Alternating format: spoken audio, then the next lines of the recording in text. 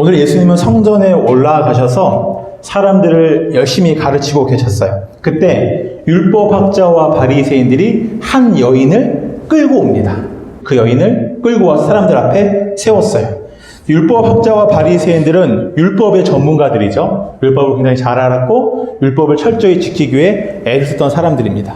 근데 이 여인은 지금 왜 끌려온 것일까요? 말씀해 보면 음행 중에 잡혀왔다라고 말씀하고 있어요. 그러니까 유부녀죠. 유부녀인데 다른 남자와 바람을 피는 그 현장에서 잡혀온 거죠. 현행범이에요. 그러니까 나는 아니라고 변명할 수도 없고 피할 수도 없는 상황이에요.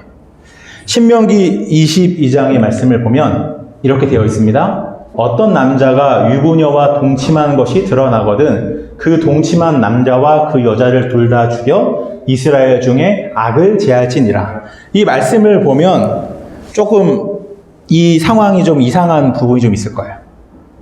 율법에 뭐라고 돼 있어요? 둘 다.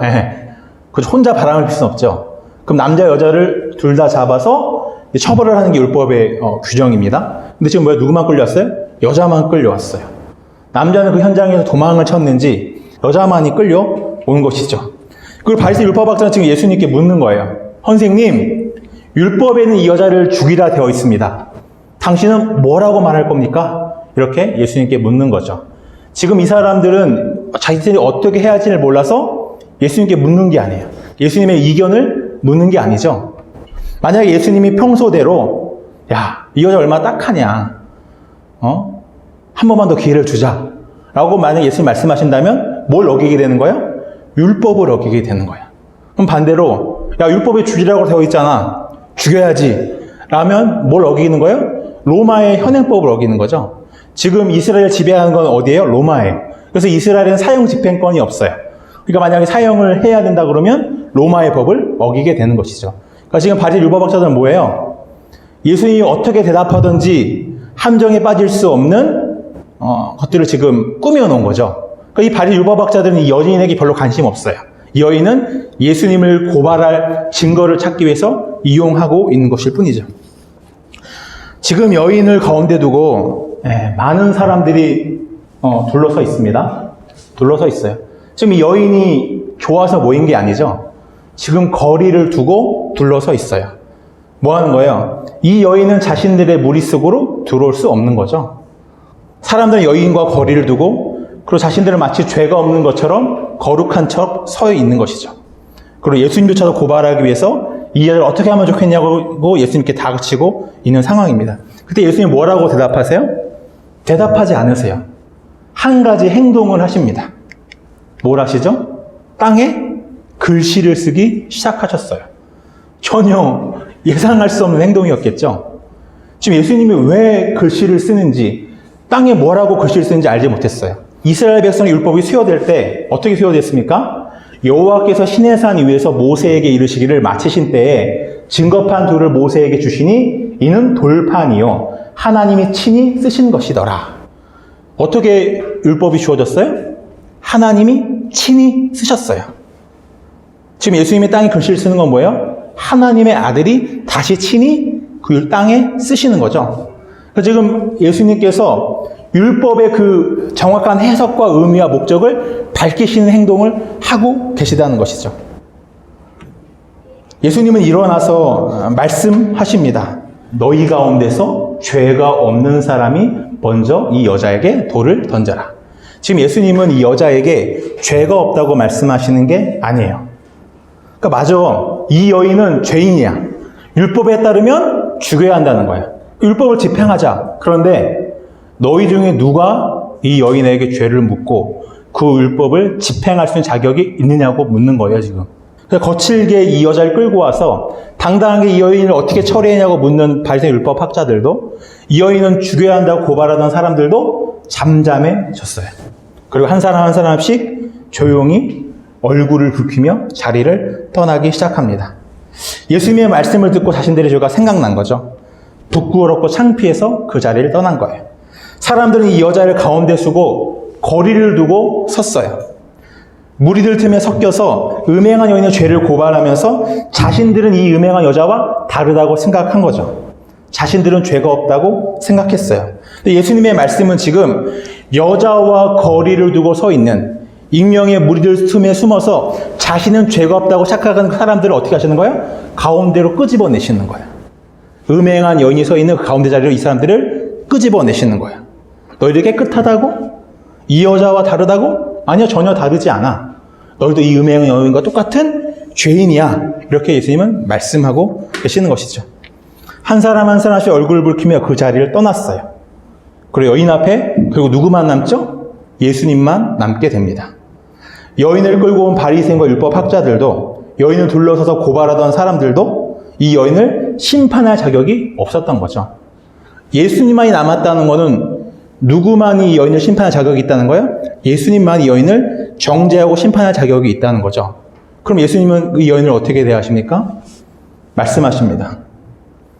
너를 정죄하던 사람은 다 어디 있느냐? 없습니다, 선생님.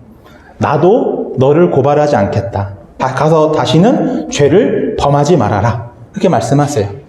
여자의 죄를 묻고 심판하실 자격이 있는 단 한 분께서 이 여인을 정죄하지 않으세요. 예수님이 이 세상에 오신 그 이유를 보여주고 계신 것이죠. 아기가 똥을 쌌어요. 그럼 그 부모가 어떻게 합니까? 더럽다고 그 아기를 멀리하나요? 아니죠. 그 아기를 안아서 더러워진 옷을 벗기고 기저귀를 벗기고 깨끗이 씻겨서 새 옷을 입히시는 것이죠. 부모는 그것이 마치 당연하다는 듯이 그것을 할 거예요. 율법에 따라 우리를 처벌하기 오신 게 아니라 부모가 사랑하지만 더러운 아기에게 하는 것처럼 우리의 죄를 끌어안으시고 대신해서 십자가에 죽으시기 위해 오신 분인 것이죠. 그러면 한번 생각해 보죠. 이 여자는 왜 자기 남편을 두고 다른 남자와 바람을 폈을까요? 남편을 한 번도 사랑한 적이 없었을까요? 원래 남자를 밝히는 여자였을까요? 아니죠. 자신이 사랑받지 못했다고 생각했기 때문이에요. 충분히 사랑받지 못한 외로움과 결핍이 마음이 있었던 것이죠. 남편이 아니라 저 남자라면 나를 사랑해주고 저 남자와 함께 있으면 내 외로움과 결핍이 채워질 거라고 생각했던 것이죠. 그러나 해결되지 않죠. 채워지지 않았어요. 사랑일 거라 해서 그 남자는 어떻게 했어요? 나를 버리고 도망가 버렸어요. 내 부끄러운 죄가 사람들 앞에 드러나기만 한 거죠. 그러면 아담과 하와가 하나님이 먹지 말라고 하는 선악을 알게 한 나무 열매를 먹고 난 다음에 가장 처음에 한 행동이 뭐였죠? 뭐랍니까?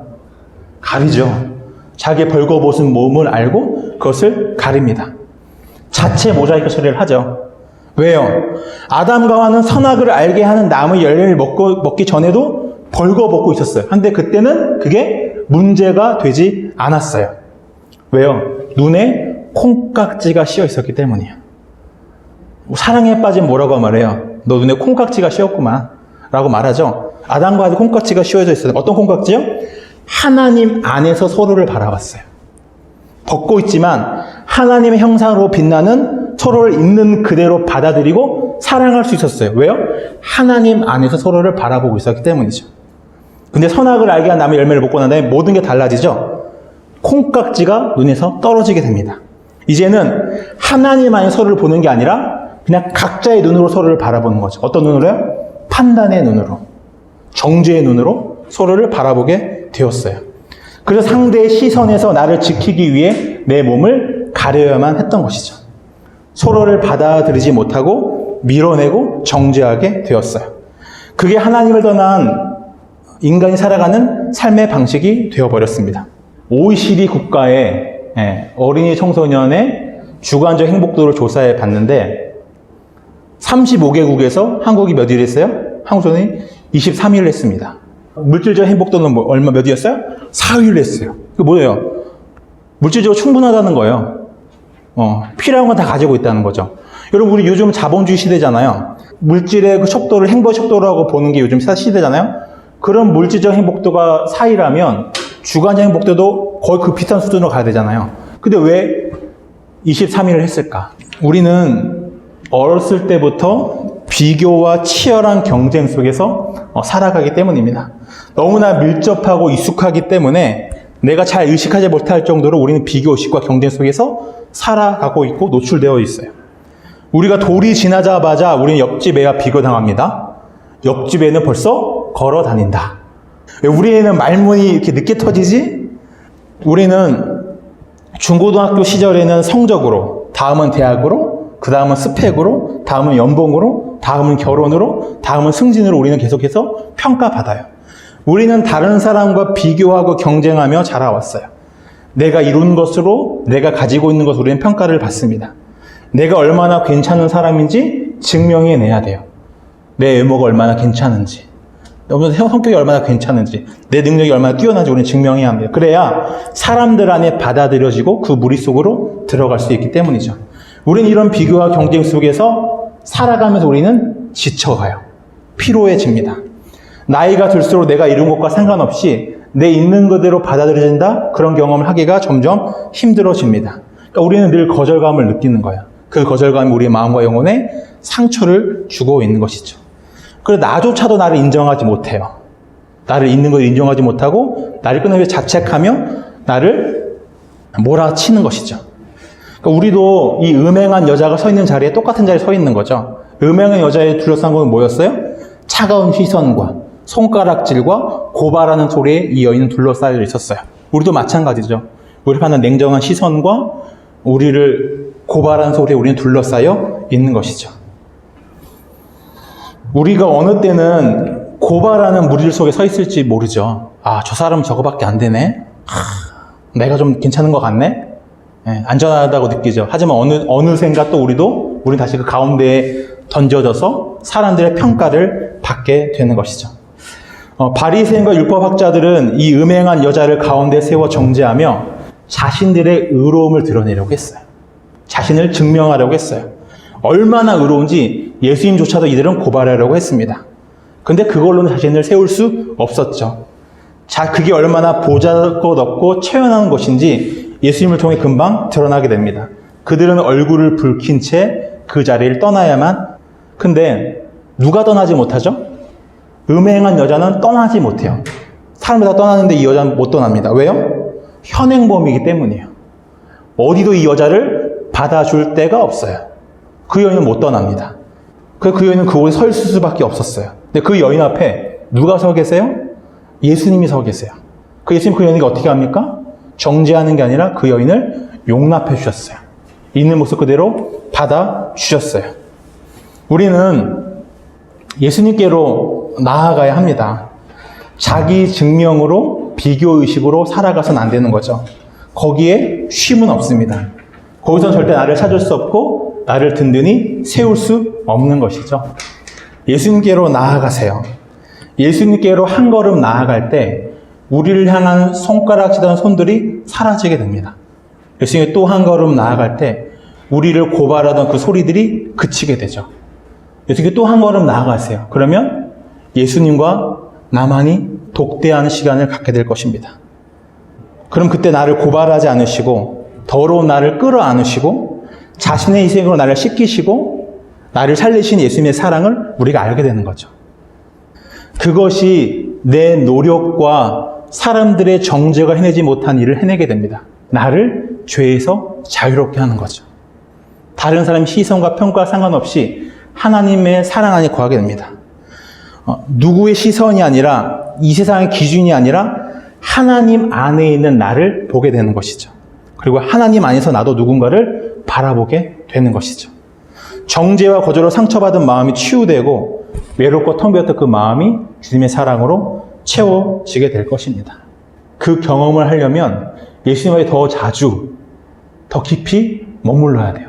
우리는 다른 것들이 사라지기 전에 금방 우리가 예수님 떠나버리죠. 그러니까 예수님과 독대하는 시간, 예수님의 사랑으로 채워주고 예수님의 사랑으로 충만된 시간을 우리가 잘 경험하지 못하는 거예요. 그 예수님의 사랑 앞에 조금 더 깊이 또 자주 머무는 그런 한 주의 시간이 되었으면 좋겠습니다.